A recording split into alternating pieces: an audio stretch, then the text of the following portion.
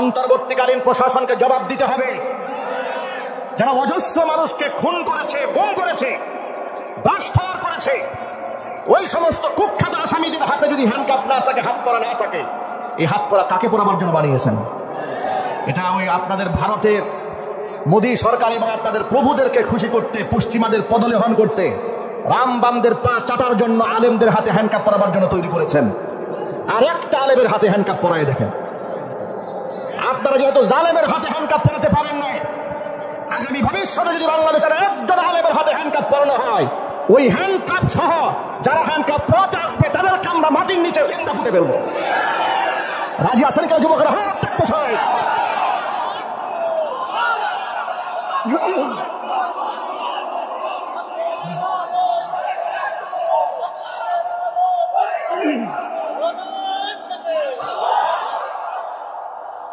কোরআন মাজিদ আল্লাহ পাক বলেছেন, وَسَيَعْلَمُ الَّذِينَ ظَلَمُوا أَيَّ مُنقَلَبٍ يَنقَلِبُونَ।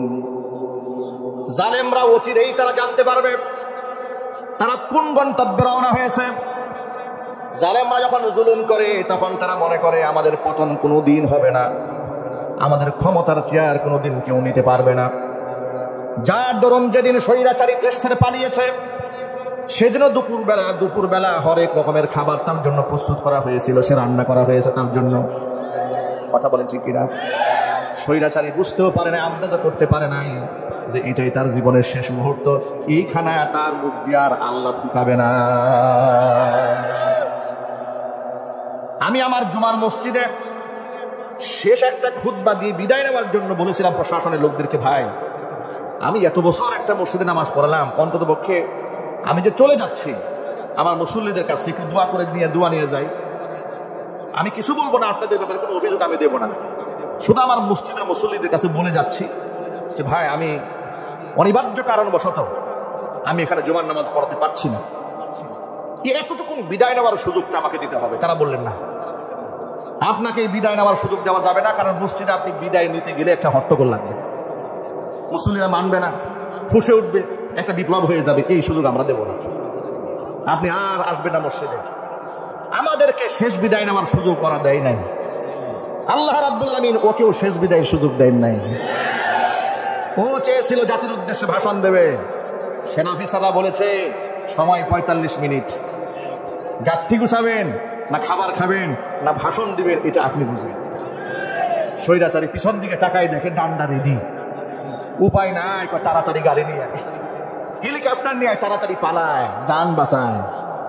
আমি একটি মাহফিলে বলেছি, এর মধ্যে যদি ন্যূনতম শরম থাকতো, লজ্জা থাকতো, তাহলে ওই যে হেলিকপ্টার উঠে এসে পালিয়েছে, ওই হেলিকপ্টার থেকে ঝাঁপ দিয়ে সে আত্মহত্যা করত। যদি তার শরম থাকতো যে দেশে আমি 16 বছর নেতৃত্ব দিলাম, ওই দেশের মানুষ আমাকে তো চাই না, আমাকে পিটাতে আসছে, এর চাইতে লজ্জা, এর চাইতে শরম আর কিছু হতে পারে? যদি শরম থাকতো ওখান থেকে সে আত্মহতি দিত, আত্মহত্যা করে মরত। শরম তো নাই। এরপরে কাফেরদের কুলি গিয়া বসে মাঝে মাঝে ফোন রেকর্ড ছাড়ে, কল রেকর্ড শুনে মনে হয় যে উনি তো এমনই পাগল, এর চিকিৎসা ছাড়া কোনো উপায় নাই। কথা বলেন ভাই, এ কথাগুলো বলছি মনে রাখবেন, অসংখ্য আলেম ওলামাদের বদদুয়ায় তারা ধ্বংস হয়েছে। আপনারা আলেমদের সাথে ছিলেন, আলেমদের সাথে আছেন, ভবিষ্যতেও আলেমদের সাথে থাকবেন। আলেমদের সাথে শত্রুতা নয়। আলেম কেন আপনার শত্রু হবে? আলেম তো আপনার সেই সাথী যিনি জন্মের পর আপনার কানে আজান ফুঁকে দিয়েছে, আপনার সেই সাথী বিবাহের সময় আপনার জন্য মুনাজাত করে আপনার দৈনন্দিন জীবনের জন্য আল্লাহর কাছে দোয়া করেছে। আলেম তো আপনার সেই সাথী, আপনার শেষ বিদায় দিয়ে কবরে মাদফন করে আপনার আল্লাহর দরবারে আপনার জন্য হাত তুলে কান্না করবে, ইনি তো আপনার সেই সাথী। আলেম তো আপনার সেই সাথী কালকে আমাদের কঠিন ময়দানে যখন কেউ কারো পরিচয় দিবে না, ভয়াবহ পরিস্থিতি তৈরি হয়ে যাবে, আল্লাহ রাব্বুল আলামিন তার সামনে উচ্চ আওয়াজে কথা বলবে, দূরের কথা সুপারিশ করার সাহস কারো থাকবে না। ওই কঠিন মুসিবতের মধ্যে আল্লাহ রাব্বুল আলামিন ইয়াশফাউ ইয়াওমাল কিয়ামাতি সালাসাতুন, 3টা শ্রেণীর মানুষ আল্লাহর দরবারে রবের কাছে সুপারিশ করবেন। 1 নাম্বার শ্রেণী হচ্ছে আল আম্বিয়া, নবীগণ আল্লাহর দরবারে কিয়ামতের দিন মানুষের জন্য সুপারিশ করবেন। 2 নাম্বার সুম্মাল উলামা, আলেমরা সুপারিশ করবেন। 3 নাম্বার সুম্মা শুহাদা, শহীদরা আল্লাহর দরবারে সুপারিশ করবেন। নবীরা আল্লাহর দরবারে মানুষের জন্য সুপারিশ করবেন। নবীদের পরে আল্লাহ পাক আলেমদের মর্যাদা দিয়েছেন। জোরে কোন সুবহানাল্লাহ। ইউকালু লিল আবিদি, হাদিস শরীফের মধ্যে এসেছে ইউকালু লিল আবিদি, সাধারণ আবেদ যারা আল্লাহর ইবাদত করেছে, ইবাদত গুজার বান্দা যারা, তাদেরকে বলা হবে উদখুলুল জান্নাহ, তুমি জান্নাতে যাও। ওয়া ইউকালু লিল আলিমি কিফ, আলেমকে বলা হবে আলেম দাঁড়াও, তুমি দাঁড়াও, তোমাকে আমি ইলম দান করেছিলাম, এত বড় সম্পদ তোমাকে দান করেছি, একাকি জান্নাতে যাওয়ার জন্য নয়। কিফ, তুমি দাঁড়াও। ওয়াসফা লিন্নাস, আর মানুষের জন্য সুপারিশ করো, মানুষের জন্য সুপারিশ করে অগণন মানুষকে জান্নাতে নিয়ে যাও।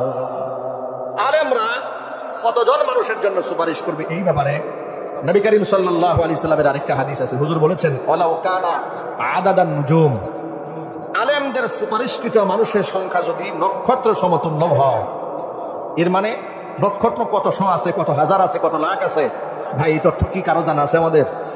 একটু যদি বলেন, বিজ্ঞানীরা জানে না, কেউ জানে না। আল্লাহর নবী বলেন ওয়ালাউ কানা আদাদান নুজুম, আলেমদের সুপারিশকৃত ব্যক্তিদের সংখ্যা যদি নক্ষত্র সমতুল্য, এর মানে হচ্ছে অগণিত মানুষ। অগণিত মানুষের জন্য আল্লাহ রাব্বুল আলামিন আলেমদের সুপারিশ মঞ্জুর করে সাধারণ মানুষদেরকে আল্লাহ মাফ করে দিবে। আপনি সেই আলেমের সাথে দুশমনী রাখেন, আপনি সেই আলেমকে শত্রু বানিয়েছেন, বন্ধু বানিয়েছেন নরেন্দ্র মোদীকে, কথা বলেন না ভাই, ঠিক কিনা বলেন? বন্ধু বানিয়েছেন শাহরিয়ার কবিরকে, বন্ধু বানিয়েছেন মুনতাসির মামুনকে, বন্ধু বানিয়েছেন আপনি হাসানুল হক ইনুকে, বন্ধু বানিয়েছেন রাশেদ খান মেননকে, দুশ্মন বানিয়েছেন আল্লামা দেলোয়ার হোসেন সাইদি রহমাতুল্লাহ আলাইহির মতো আল্লাহর ওলিদেরকে। আহারে কপাল পোড়া, কপাল পোড়া। এরা মনে করে ক্ষমতায় টিকে থাকার জন্য ভারত আমার অপরিসীম শক্তি জোগাড় করেছে, কিয়ামত পর্যন্ত টিকায় রাখবে। পাগলের সুখ মনে মনে, ঠিক কিনা বলেন ভাই? মনে রাখবেন, এই কোরআনকে যদি আপনারা বিশ্বাস করেন, এই কোরআনের প্রতি বিশ্বাস আপনাদের আছে তো নাকি? কম না বেশি? 2 হাত তুলেন দেখি। এই কোরআনের প্রতি অকুণ্ঠ বিশ্বাস আছে তো? কোনো সন্দেহ নাই? কোরআনের ব্যাপারে কোনো মন্তব্য আছে? কোরআন কার বাণী? হাসি মুখে বলুন কার বাণী? আল্লাহর বাণী। এটাকে হাসি মুখেই মানতে হবে। আল্লাহ যেন কবুল করে, জোরে করে আমিন। কোরআনের বাণীগুলোকে কিভাবে মানতে হয় দেখেন। আল্লাহর নবী সাল্লাল্লাহু আলাইহি ওয়াসাল্লামের বাণীকে কি করে মানতে হয় তার একটা দৃষ্টান্ত আপনাদের সামনে উপস্থাপন করছি। নবী করিম সাল্লাল্লাহু আলাইহি ওয়াসাল্লামের একজন সাহাবী, তার নাম হযরত জুলাইবিব রাদিয়াল্লাহু তাআলা আনহু। তিনি আকার আকৃতিতে বেঁটে ছিলেন, গায়ের রং ছিল কালো, অসুন্দর ছিলেন দেখতে। শারীরিক সৌন্দর্যতা এটা কার সৃষ্টি? সবই আল্লাহ পাকের সৃষ্টি। ফেয়ার এন্ড লাভলি মেখে কিংবা দামি দামি অর্নামেন্টস ব্যবহার করে সুন্দর হওয়ার কি কোনো সুযোগ আছে নাকি ভাই? ফেয়ার এন্ড লাভলি নাকি 3 সপ্তাহে সব সুন্দর বানায় দেয়। তো আফ্রিকান মানুষের কি অন্যায় করছিল? ঠিক কিনা বলে? তা আপনার একটু আফ্রিকায় জঙ্গলে যান নাকি, একটু ফেয়ার এন্ড লাভলি ঘষেন, কি ফায়দাটা উঠাতে পারে? এ সব হচ্ছে মুখরসব কথাবার্তা। এগুলো ব্যবসায়িক পলিসি আর ধান্দাবাজি ছাড়া আর কিছুই নয়। ঠিক কিনা ভাই? কোরআন মাজিদ আল্লাহ পাক কি বলেছেন শোনেন। সূরা রুমে আল্লাহ পাকের কথা, আল্লাহ পাকের বাণী। আল্লাহ বলছেন ওয়া মিন আয়াতিহি খালকুস সামাওয়াতি ওয়াল আরদি ওয়া ইখতিলাফু আলসিনাতিকুম ওয়া আলওয়ানিকুম ইন্না ফি যালিকা লাআয়াতিন লিল আলিমিন। ইন্না ফি খালকিস সামাওয়াতি ওয়াল আরদি, নিশ্চয় আসমান এবং জমিনের সৃষ্টির মধ্যে, ওয়া ইখতিলাফু আলসিনাতিকুম ওয়া আলওয়ানিকুম, এমনকি তোমাদের যে ভাষার বৈচিত্র্যময়তা, রঙের যে ভিন্নতা, কেউ সাদা কেউ কালো, কেউ একেবারে গাঢ় কালো, কেউ গঠুম বর্ণ, কেউ লাল বর্ণ, কেউ একেবারে ধবধবে সাদা, কেউ শ্যাম বর্ণ, তোমাদের গায়ের এই রঙের যে ভিন্নতা, এটা আমি আল্লাহরই সৃষ্টি। তোমরা যে এক একজন এক এক ভাষায় কথা বলো, এটাও আমি আল্লাহ পাকের সৃষ্টি। এর মধ্যে রয়েছে নিদর্শন জ্ঞানীদের জন্য। সুবহানাল্লাহ। হযরত জুলাইবিব রাদিয়াল্লাহু তাআলা আনহু তিনি একজন কালো মানুষ ছিলেন, খাটো মানুষ ছিলেন, চেহারার লাবণ্যতা ছিল না বিধায় কারো সাথে তার বিবাহ বন্ধনে আবদ্ধ হওয়ার কোনো ঘটনা তার ঘটে নাই। একদিন তিনি মনে দুঃখ নিয়া নবী করিম সাল্লাল্লাহু আলাইহি সাল্লামকে বলেন, ইয়া রাসূলুল্লাহ, আল্লাহ রাব্বুল আলামিন জান্নাতে যে সমস্ত হুরের বর্ণনা কোরআনে আছে, আপনার হাদিসের মধ্যে আপনার মুখ থেকে শুনেছি আল্লাহ তাআলা জান্নাতবাসীদেরকে হুর দেবেন। জোরে বলেন সুবহানাল্লাহ। তারা এতটাই সুন্দর হবে, হাদিস শরীফে এসেছে 70টা কাপড় দিয়ে যদি এদেরকে পেঁচায় রাখা হয়, 70টা কাপড় ভেদ করে জান্নাতের অনুনির সৌন্দর্যতা প্রকাশিত হয়ে যাবে। আল্লাহর হাবিব বলেছেন, জান্নাতি কোন রমণী যদি এই দুনিয়ার উদ্দেশ্য করে এক ফোঁটা থুতু নিক্ষেপ করে, দুনিয়াতে কোনো লবণাক্ত পানি থাকবে না, গোটা দুনিয়ার সমস্ত পানিগুলো মিষ্ট হয়ে যাবে। জান্নাতের কোন হুর যদি তার সৌন্দর্য তার সামান্য একটা ঝলক দুনিয়ার উদ্দেশ্যে নিক্ষেপ করে, গোটা দুনিয়ার সমস্ত আধার কেটে গিয়ে গোটা পৃথিবী আলোকিত হয়ে যাবে। স্বয়ং আল্লাহ নিজে হুরের ব্যাপার কোরআনে কি বলেছেন, আগে কোন সুবহানাল্লাহ।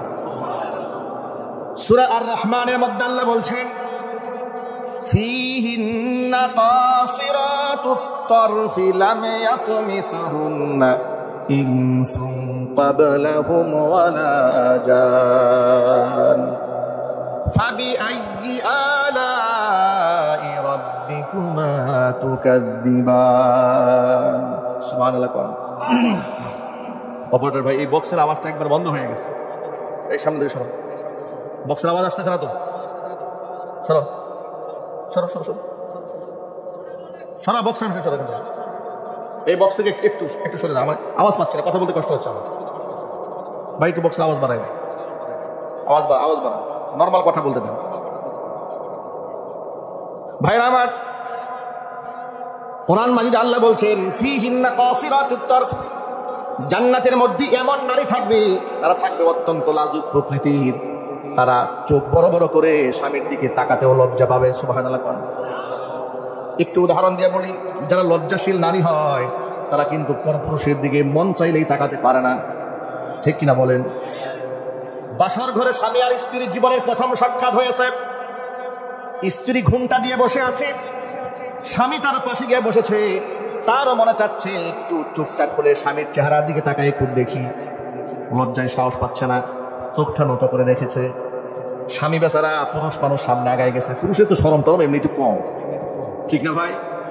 উনি একটু আগায় গেছে, আগায় যাওয়ার পরে ঘুমটা একটু খুলেছে, নববধূ বসে আছে, এখন চোখটা একেবারে নত করে দিয়ে আছে, উনি এরকম করে ফিরে তাকাচ্ছেন। স্বামী বেচারা বলতেছে, আচ্ছা তুমি একটু তাকাও আমার দিকে, খুব লজ্জা পাচ্ছে। এই যে লজ্জাটা একটা নারীর মধ্যে থাকা, এটা নারীর সবচেয়ে বড় সম্পদ। সুবহানাল্লাহ। একটা নারীর মধ্যে এই যে লজ্জাটা, এটা তার সৌন্দর্যতা, এই লাজুকতা, এটা কি জুড়ে বলে, এটা কি তার, এটা তার সৌন্দর্যতা, এটা তার ভূষণ। এই লজ্জাগুলাকে নষ্ট করবেন না, এই লজ্জাগুলাকে নষ্ট করবেন না, তাদের প্রাইভেসি মেনটেন করতে দেবেন। ছোটবেলা থেকে বাচ্চাদেরকে, বাচ্চা মেয়েদেরকে লজ্জা শেখাবেন, হায়া শেখাবেন, শরম শেখাবেন, কার কার সামনে যেতে হবে, কার সামনে যেতে হবে না, এটা শেখাবেন। ইনশাআল্লাহ বলেন, জুড়ে বলেন ইনশাআল্লাহ। আমি সিলেটে এক মাহফিলে গিয়েছি, লন্ডন প্রবাসী পরিবারের সবগুলো মানুষ বিদেশে থাকে, ফ্যামিলির বাচ্চা কাচ্চাগুলো লন্ডনে হয়েছে, ইংল্যান্ডে হয়েছে, বাচ্চাগুলো ইংলিশে কথা বলে, বাংলা খুব একটা ভালো জানে না, বুঝে না, একটু একটু কোনো মতে বলতে জানে না। তো আমি সেখানে যাওয়ার পরে তারা আমাকে একটা ওয়েটিং রুমে বসিয়েছেন, ফ্রেশ হওয়ার জন্য আমি ওয়াশরুম তালাশ করলাম, জিজ্ঞেস করলাম যে আমি কোন ওয়াশরুমে যাবো, কোন দিকে যাব। তখন আমি দাঁড়িয়েছি দরজার সামনে, ছোট্ট একটা বাচ্চা মেয়ে, ইংল্যান্ডে থাকি, ভালো ভালো বাংলা বলতে পারে না। যেহেতু আমি নতুন মানুষ, একদিকে ওয়াশরুমে যাচ্ছি, মেয়েটি চিৎকার দিয়ে আমাকে বলছেন, নো নো নো, আমাকে বলছে ফিমেল ফিমেল ফিমেল, মানে মহিলা মহিলা মহিলা, এখানে বলবো, বাচ্চা কিন্তু পিচ্ছি। সুবহানাল্লাহ বলেন। এতটুকু ছোট বাচ্চা আমাকে সতর্ক করে বলছে এখানে মহিলা আছে, এদিকে যাওয়া যাবে না। আপনি দেখেন, এই যে বাচ্চার মনের মধ্যে এটা উদয় হয়েছে যে পুরুষ মানুষ মহিলাদের সামনে যেতে পারবে না, এটা পারিবারিক শিক্ষা, ঠিক কিনা বলেন? আর আমরা এই শিক্ষা না দিয়ে কি শিক্ষা দিই জানেন? যুবতী মেয়ে, বয়স হয়ে গেছে 16-17, সেই 16-17 বছরের মেয়েকে বাবা মা নিজে বলে, তো দুলাভাই আসছে, যাস না কেন ওর সামনে, কথা বলে না কেন? বাস্তবতা আছে না নাই? কিসের শরম? তোর দুলাভাই তো, তোর তো বোনের জামাই, যাস না একটু। তোর না চাচা তো ভাই বিদেশ থেকে আসছে এত বছর পরে, লজ্জার কি আছে, তোরই তো ভাই, যাস না একটু। বাপ মা লজ্জা ভেঙে দিচ্ছে। নারীর সৃষ্টিগত আল্লাহ পাক লাজুক বানান, সুবহানাল্লাহ। কোন বাচ্চাদেরকে সৃষ্টিগত ভাবেই আল্লাহ পাক ইসলামের ফিতরাত দিয়ে দুনিয়াতে আনেন। মনে রাখবেন, বাবা মাই সন্তানকে জান্নাতি বানায়, বাবা মাই জাহান্নামী বানিয়ে দেয়। কুল্লু মাউলুদিন ইউলাদু আলা ফিতরাতিল ইসলাম, প্রত্যেকটা নবজাতক শিশুর জন্ম হয় ইসলামী চিন্তা চেতনা নিয়ে, ভাবধারা নিয়ে তার জন্ম হয়। সে স্বভাবজাত মুসলিম হয়, স্বভাবজাত আস্তিক হয়, স্বভাবজাত সন্তান নাস্তিক হয় না। ইল্লা আন্না আবাওয়াইহি, তবে তার বাবা মা ইউহাক্কিদানিহি ওয়া ইউমাজ্জিসানিহি ওয়া ইউনাসসিরানিহি, বাপ মা তাকে মুশরিক বানায়, বাপ মা তাকে খ্রিস্টান বানায়, বাপ মা তার ইহুদি বানায় দেয়। বাবা মা এই সমাজ ব্যবস্থা এই অমানুষ বানিয়ে দিয়েছে, কিন্তু জন্মসূত্রে সে গাঁজাখোর হয় নাই। জন্মসূত্রে মানুষ নাপাক হয় না, নাপাক হয় না, বেগুনাহ মাসুম হয়। এই জন্য অমুসলিমের ঘরে জন্ম নিয়েও কোনো শিশু যদি নাবালিগ অবস্থায় মারা যায়, সে বাচ্চা সরাসরি আল্লাহর বেহেশতে চলে যায়। চিল্লায় কর না সুবহানাল্লাহ। যুবক ভাইরা আমার, এই জন্য বাচ্চাদেরকে লজ্জা শিখাবেন ছোটবেলা থেকে, সবার সামনে যেতে নাই। এবং ছোট্ট বাচ্চা মেয়েরা যখন কারিবুল বুলুগ হয়, বালেগা হওয়ার কাছাকাছি বয়সে চলে যায়, তখন তার উপর বোরকা দিয়ে দিবেন, পর্দা দিয়ে দিবেন। কার সামনে সে যেতে পারবে আর কার সামনে যেতে পারবে না, এগুলো মাসআলা শিখাইয়ে দেবেন। দুলাভাইয়ের সামনে যাওয়া যাবে না, চাচতো ভাইয়ের সামনে যাওয়া যাবে না, মামাতো ভাইয়ের সামনে যাওয়া যাবে না। অর্থাৎ মাহরাম ছাড়া গায়রে মাহরাম যারা আছে, যাদের সাথে বিবাহ বন্ধনে আবদ্ধ হওয়া যায়, এমন কারো সামনে যাওয়া একজন নারীর জন্য জায়েজ নাই, হারাম। এই কথাটা মনে থাকবে ভাই ইনশাল্লাহ। একটু জোরে বলেন না ইনশাল্লাহ। জান্নাতে মেয়েরা খুব লাজুক হবে, পবিত্র থাকবে, এমনই পবিত্র ভাই, সুবহানাল্লাহ। আল্লাহ প্রশংসা করে বলছেন, লাম ইয়াতমিসহুন্না ইনসুন ক্বাবলাহুম ওয়ালা জান, এরা এত পবিত্র নারী, না কোনো পুরুষ না কোনো জিন জীবনে এদেরকে স্পর্শ করেছে। সুবহানাল্লাহ বলবেন না? জীবনে স্পর্শই করে নাই, এরা কোনো পুরুষের স্পর্শ পায় নাই। জান্নাতের যুবক, এই যে যারা বসে আছেন, ইনশাআল্লাহ সব জান্নাতি যুবক। এই যে আমাদের সামনে যত আমাদের বৃদ্ধ বাবারা বসে আছেন, কেউ বৃদ্ধ থাকবে না জান্নাতে। সকলকে আল্লাহ ইউসুফ আলাইহিস সালাতু ওয়াস সালামের মতো চেহারা দিয়ে দেবেন। সুবহানাল্লাহ, আল্লাহু আকবার। আদম আলাইহিস সালাতু ওয়াস সালামের মতো 60 হাত বডি বানিয়ে দেবে। কোনো কালো মানুষ, কোনো বেটে মানুষ, কোনো অসুন্দর মানুষ বেহেশতে থাকবে না। বেহেশতে পুরুষদের মুখে কোনো দাড়ি থাকবে না, কোনো গোঁফ থাকবে না, গায়ে কোনো পশম থাকবে না। এরা এতটা সুন্দর হবে, কোনো টয়লেট নাই, বাথরুম নাই। বেহেশতের খাওয়া জন্মের খাওয়া খাবে, ঘুমাবে না, ক্লান্তি আসবে না। একটা ঢেকুর দেবে, ঢেকুর দেওয়ার সাথে সাথে শরীরের লম্পট থেকে ঘাম বের হবে, ঘাম থেকে মিষ্কের ঘাম চলে যাবে। এই যে সুন্দরী নারী আল্লাহ পাক জান্নাতে রেখেছেন কার জন্য? যারা এই দেশে দুনিয়ার মধ্যে পরকিয়া করে তাদের জন্য। যদি বলেন, সুদের ব্যবসা করে তাদের জন্য, ঘুষ বাণিজ্য করে তাদের জন্য। পরকিয়া, হারে পরকিয়া। বিশেষ করে আমার প্রবাসী ভাইরা বিদেশ থাকে, কত কষ্ট করে টাকা টোকা দেশে পাঠায়। কত প্রবাসীদের বউ প্রবাসী স্বামীর সাথে নাফরমানি করে, গাদ্দারি করে, মুনাফিকি করে। ঠিক কিনা ভাই বলেন? আল্লাহ তাআলা আমার প্রবাসী ভাইদেরকে হেফাজত করেন, তাদের সংসারটাকেও আল্লাহ পাক কুদরতে হেফাজত করেন। প্রবাসী ভাইদেরকে বলছি, ভাইরা আপনারাও সচেতন হবেন। স্ত্রীর যে হকগুলো আছে সেই ব্যাপারে আপনারা যত্নবান হবে। মনে রাখবেন, হক বলতে শুধু টাকা পয়সা নয়। হক বলতে আমরা অনেকেই মনে করি, আমি তার টাকা দেই, পয়সা দেই, স্বর্ণ দেই, গহনা দেই, সে আমাকে ভুলে গেল। না, একটা নারীর জন্য শুধুমাত্র টাকা পয়সা ধন সম্পদ এতটুকু তার হক নয়, তার আরো সাংঘিক হক আছে। সেই হকের ব্যাপারে স্বামীদেরকে অবশ্যই সচেতন হতে হবে। ইনশাআল্লাহ বলেন।